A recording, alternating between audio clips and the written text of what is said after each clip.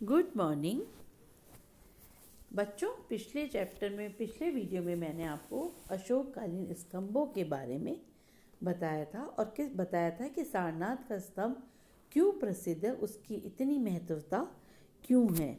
आज मैं आपको अशोककालीन मूर्ति शिल्प के बारे में बताने जा रही हूँ।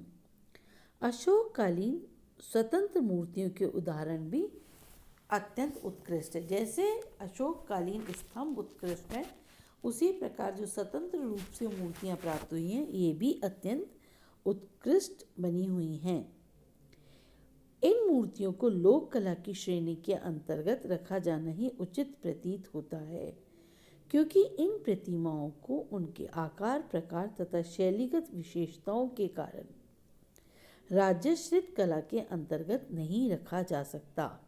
ये प्रतिमाएं उड़ीसा, पाटलिपुत्र, वाराणसी, मथुरा, अहिच्छत्र, विदिशा, कुरुक्षेत्र आदि देश के विस्तृत भूभागों से प्राप्त हुई हैं। इन प्रतिमाओं को यक्ष, यक्षी नामक लोक देवी देवताओं की मूर्तियों के रूप में पहचाना जाता है तथा शक्ति व शौर्य की प्रतीक समझी जाने वाली ये प्रतिमाएं प्राय सम्मुख व खड़ी मुद्रा में निर्मित की गई हैं। भारी भरकम शरीर वाली ये मूर्तियां स्टेला कैम्ब्रिज के अनुसार सिंधु घाटी सभ्यता के अवशेषों में अपनी जड़ें ढूंढती प्रतीत होती हैं। ये मूर्तियां मुख्यतः निम्न स्थानों से प्राप्त हुई हैं। मथुरा जनपद के झींग नगरा नामक ग्राम से प्राप्त यक्ष की मूर्ति, मथुरा जनपद के ही बारोदा ग्राम से प्राप्त यक्ष की प्रतिमा, ये वे मुख्य प्रतिमाएं हैं जो मौर्य काल में हमें प्राप्त होती है। भोपाल के निकट बेस नगर से प्राप्त यक्षिनी की मूर्ति जो भारतीय संग्रहालय कलकत्ता में सुरक्षित है।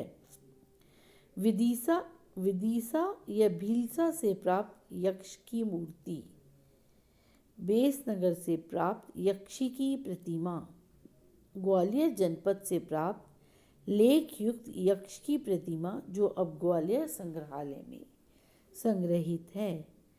पटना में दीदारगंज से प्राप्त ओप युक्त यक्षिनी की प्रतिमा, ये सबसे फेमस और सबसे प्रसिद्ध मूर्ति है और यह सवाल कई बार हमारे लघु प्रश्नों में भी पूछा जाता है कि पटना से कौन सी मूर्ति प्राप्त हुई है या यक्षिनी की मूर्ति कहाँ से प्राप्त होती है।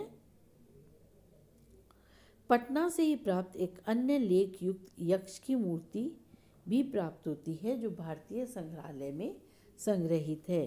वाराणसी के राजघाट से प्राप्त त्रिमुख यक्ष प्रतिमा, यह वर्तमान में भारत कला भवन काशी में सुरक्षित है।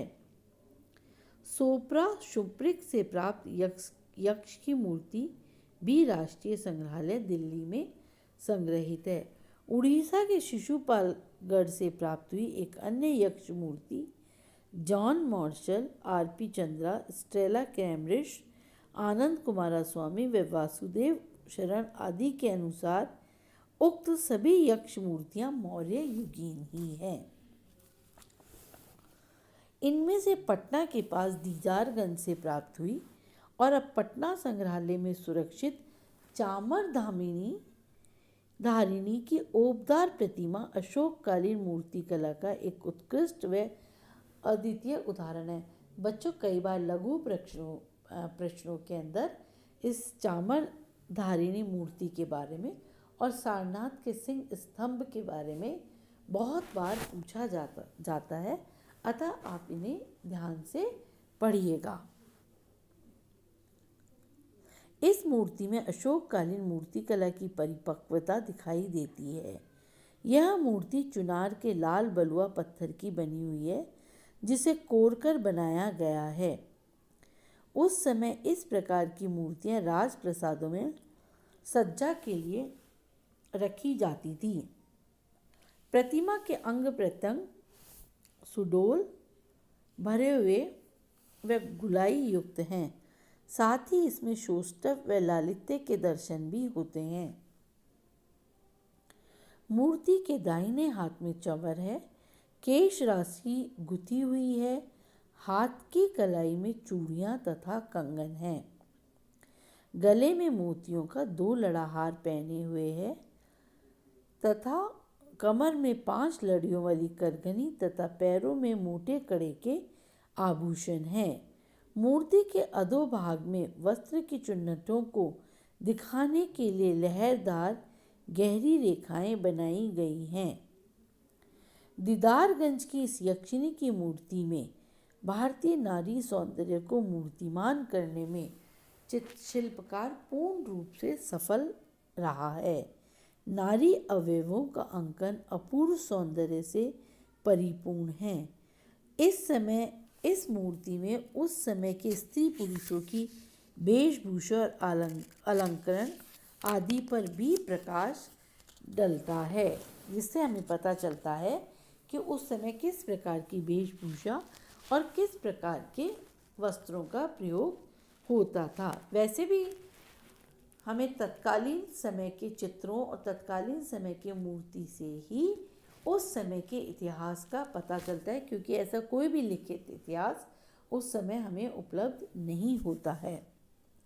अशोक के समय की बनवाई हुई कुछ टेराकोटा की मृण मूर्तियाँ भी प्राप्त हुई हैं, जो कला की दृष्टि से बहुत ही अनुपम है।